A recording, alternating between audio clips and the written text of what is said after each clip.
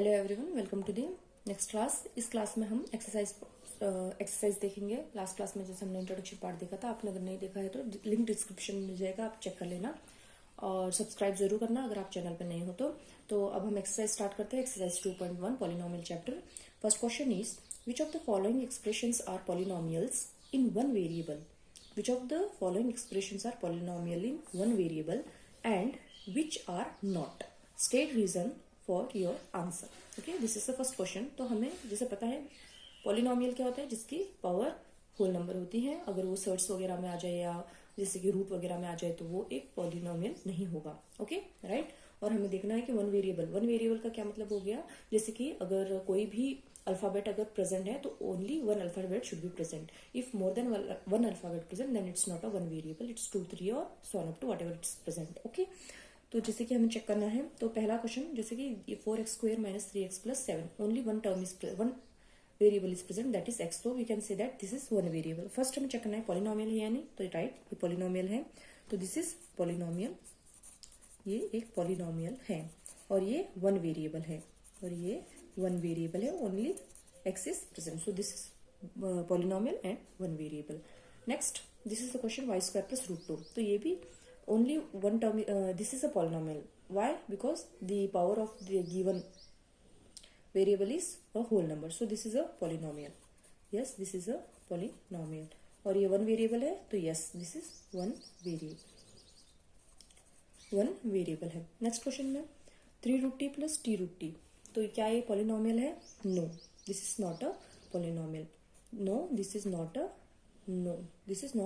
a polynomial. Okay, because the power is, जैसे कि अगर √2 को हम कैसे लिखेंगे, √2 को हम कैसे लिखते हैं 2⁻²। इन सिमिलर वे √t को कैसे लिखेंगे t⁻²। तो ये जो पावर है ना वो 1/2 आ रही है, not a whole number, so it's not a polynomial. Yes, ये वन वेरिएबल में है but this is not a polynomial. Okay, so this is not a polynomial. Next question is y + 2/y। तो इसको हम कैसे लिख सकते हैं y + 2 × y⁻⁻1। So whether this is a polynomial? No. So this is not a polynomial. Not a polynomial. No, this is not a polynomial. So हम linear की बात करेंगे नहीं, वन वेरिएबल की बात करेंगे नहीं। तो next question is x⁻10 + y³ + t⁻50। या दिस इज अ पॉलिनोमियल। ये एक पॉलिनोमियल है। This is a polynomial. Whether this is a one variable? No, not a one variable. Not one variable. Why this is not one variable? Because यहाँ पे तीन present है variables, x है, y है और t है, और तीन वेरिएबल प्रेजेंट है, सो this is not a one variable polynomial. Okay, next question is right the coefficient of x² in each of the following. Right the coefficient पूछ रहा है। कोएफिशिएंट क्या होता है? जो भी वेरिएबल के साथ जो भी नंबर टर्म्स कुछ भी प्रेजेंट होता है वो उसे हम कोएफिशिएंट कहते हैं। ओके, तो यहाँ पे हमें x² का कोएफिशिएंट पूछा है। तो first question is 2 + x² + x। x² के साथ क्या है? कुछ भी नहीं है, तो उसकी वैल्यू होती है 1। तो यहाँ पे कोएफिशिएंट क्या हो जाएगा? 1। Next 2 - x² + x³। यहाँ पे भी x² के साथ कुछ भी नहीं है तो इसका भी कोएफिशिएंट होगा 1, बट माइनस साइन प्रेजेंट है तो ये हो जाएगा -1।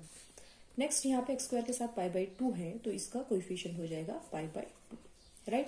नेक्स्ट यहाँ पे x² ही प्रेजेंट नहीं है तो हम ऐसे नहीं लिख सकते कि x² प्रेजेंट नहीं है, तो क्या होगा इसका कोएफिशिएंट? तो हमें लिखना है +0 × x²।